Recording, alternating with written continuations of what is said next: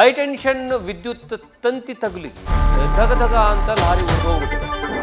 ಬೆಂಗಳೂರಿನಿಂದ ಹೈದರಾಬಾದ್ಗೆ ಸರಕು ಸಾಗಣೆ ಮಾಡ್ತಾ ಇರುವಂತಹ ಲಾರಿಗಳು ಹೈದರಾಬಾದ್ ಬೆಂಗಳೂರು ಹೈವೇ ಒಂದರಲ್ಲಿ ಸುಟ್ಟು ಭಸ್ಮವಾಗಿದೆ.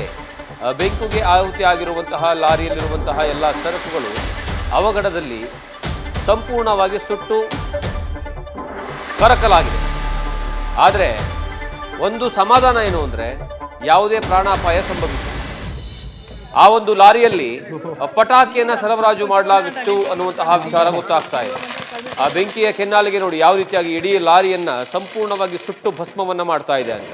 ಸಾಮಾನ್ಯವಾಗಿ ಅದರಲ್ಲಿ ಫುಲ್ ಕೆಮಿಕಲ್ ಇರುತ್ತೆ, ಅದು ಮೊದಲೇ ಬಿಸಿಲು, ಅಂಥದ್ರಲ್ಲಿ ಒಳಗಡೆ ಪಟಾಕಿ ಒಂದು ಸ್ವಲ್ಪ ಕಿಡಿ ಹತ್ತಿದರೆ ಸಾಕು, ಇಡೀ ಪಟಾಕಿ ಸಂಪೂರ್ಣವಾಗಿ ಸುಟ್ಟು ಕರಕಲಾಗುತ್ತೆ. ಅಂಥದ್ರಲ್ಲಿ ಇಷ್ಟು ದೊಡ್ಡ ಮಟ್ಟದಲ್ಲಿ ಬೆಂಕಿಗೆ ಆಹುತಿ ಆಗಿಬಿಟ್ಟಿದೆ ನೋಡಿ. ಇದು ಬೆಂಗಳೂರು ಹೈದರಾಬಾದ್ ಹೈವೇ ಏನಿದೆ, ಆ ಹೈವೇಯಲ್ಲಿ ನಡೆದಿರುವಂತಹ ದುರ್ಘಟನೆ.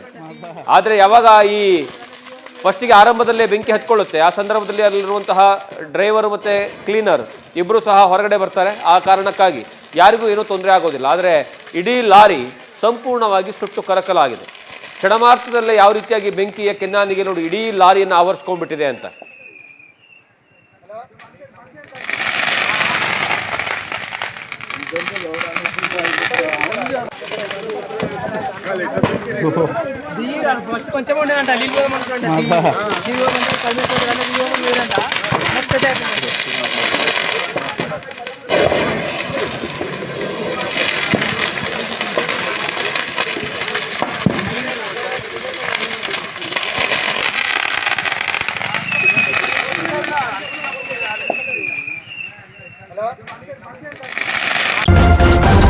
ನ್ಯೂಸ್ ಫಸ್ಟ್ ನಿರ್ಭೀತಿಯಿಂದ ನಿಮ್ಮ ಪರವಾಗಿ.